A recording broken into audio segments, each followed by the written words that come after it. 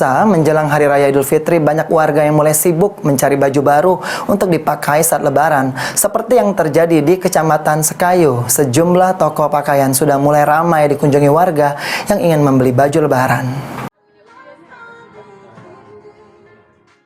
Menjelang Hari Raya Idul Fitri 1443 Hijriah, sejumlah toko pakaian di Kecamatan Sekayu, Musi Banyuasin sudah mulai ramai dikunjungi warga yang ingin membeli baju untuk dipakai di Hari Raya Idul Fitri. Seperti yang terjadi di toko Collection Sekayu, di mana kini mulai ramai diserbu warga yang ingin berbelanja baju Lebaran, baik untuk diri sendiri maupun keluarga. Baju, memang biasa beli baju di sini.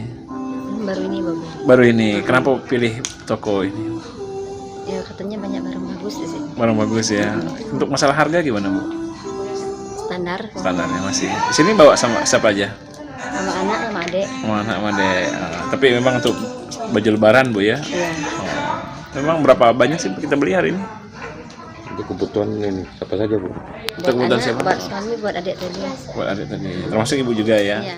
Dengan kondisi ini, pemilik toko mengatakan jika pada saat menjelang Hari Raya seperti saat ini, omset penjualan pakaian bisa meningkat drastis hingga 80% dibanding hari biasanya, atau sekitar 200-400 lembar pakaian terjual perharinya.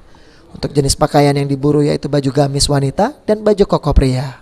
Yang diminati sekarang baju model apa, Bu, sekarang oleh? Sekarang yang banyak diminati pakaian gamis untuk Lebaran, dan untuk hari Lebaran keduanya seperti kardigan, atasan dan celana lepis, rok untuk bepergian.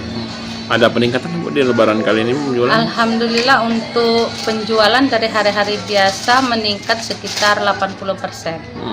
Biasanya hari biasa berapa banyak sih bisa kita bawa baju sih, kita bisa Omsetnya ya, laku baju juga nggak apa-apa? Kalau bajunya laku sekitar 60 lembar, kalau Lebaran ini lebih dari 200 lembar, pernah nyampe.